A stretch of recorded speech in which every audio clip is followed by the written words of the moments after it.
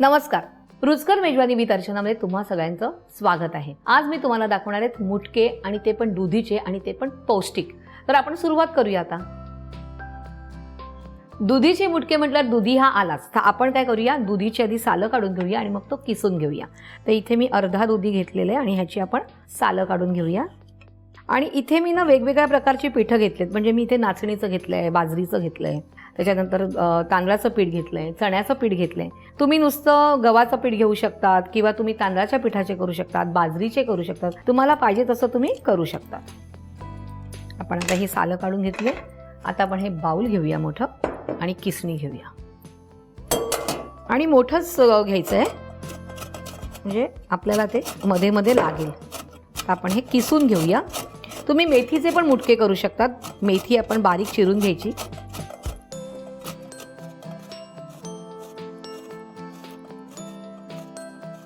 दुधी किसून झालेला आणि दुधी नेहमी आयत्या वेळेला किसायचा, जर अगोदर तुम्ही किसून ठेवला तर तो काळा पडतो। दुधी किसून झालेला आहे, पण आपण तेल गरम करायला ठेवूया।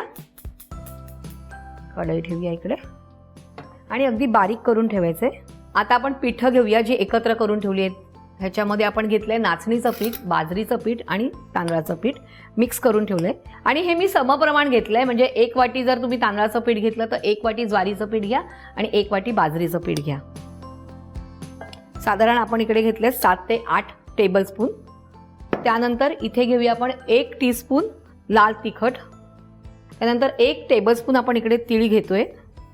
नंतर 7 ते 8 लसणाच्या पाकळ्या होत्या आणि 1 हिरवी मिरची होती, ती मी जाडसर ठेचून घेतलेलं आहे। मीठ चवीप्रमाणे, 3 टेबलस्पून चण्याचं पीठ आणि कोथिंबीर, अशी भरपूर कोथिंबीर घालायची। मी म्हटलं तुम्ही मेथीचे पण करू शकतात, मग तेव्हा दुधी नाही घालायचं। आणि हे सगळं आधी मिक्स करून घ्यायचे छानपैकी, कारण आपण बघायचं आहे दुधीला पाणी असतं ना, दुधी आपण किसलं तरी त्याला पाणी सुटतं, तर त्याच्यामध्ये जर आपलं मिक्स होतंय का बघायचं, नाही तर मग थोडंसं पाणी घालायचं। तेल ऑलरेडी तापत ठेवलेलं आहे, पण गॅस स्लो आहे। आपल्याला अगदी थोडं नावाला पाणी लागणार आहे, साधारण अगदी पाव कप, कारण ते जास्त पातळ पण आपल्याला करायचं नाहीये। आपल्याला मुटके छान असे वळता आले पाहिजेत। छान असा गोळा झालेला आहे, आपलं पीठ मळून झालेलं आहे। आता आपण ह्याचे मुटके वळूया, पण त्याच्या अगोदर मी हात धुवून घेते। आता आपण मुटके वळून घेऊया छोटे छोटे। आता तुम्ही इथे मुटके करताय, तुम्हाला जर थालीपीठ लावायचं तर तुम्ही थालीपीठ पण करू शकतात। आणि अशा प्रकारे आपण सगळे मुटके करून घेऊया। अगदी जाड पण नाही ठेवायचे, म्हणजे ते आतून शिजणार नाही तर। आणि डीप फ्रायच करायचं, ह्याला शॅलो फ्राय चालणार नाही। आणि मंद ह्याच्यावर तळायच्यात आपल्याला।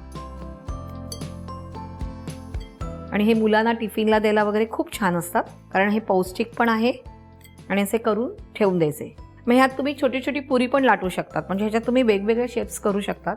तर आपले थोडे मुटके करून झालेले आहेत, हे मी बाकीचे नंतर करणार आहे। आणि आता आपण हे तळून घेऊया, कारण तेल तापलेलं आहे, तर आपण ह्याच्यात घालूया। आणि गॅस कमी केलेला आहे, त्याच्यावरतीच ते फ्राय करायचे आणि डीप फ्रायच करायचे। आणि हे मस्तपैकी मंद आचेवर आपल्याला तळायचे, तोपर्यंत वाट बघायची।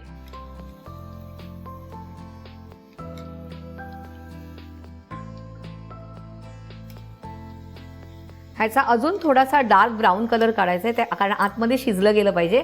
आणि हे कधी कधी बाफून पण करतात, म्हणजे तुम्ही स्टीम देऊन पण, आपलं जे इडलीचं भांडं असतात त्याच्यात पण तुम्ही करू शकता, पण मी तळून करते। ह्याचा रंग अजून थोडा डार्क झाला पाहिजे, की मग आपण नंतर काढून घेऊ। ऑलमोस्ट डन आहेत। आता आपण हे काढून घेऊया, गॅस बंद करूया आणि छान असे आपले मुटके तयार आहेत।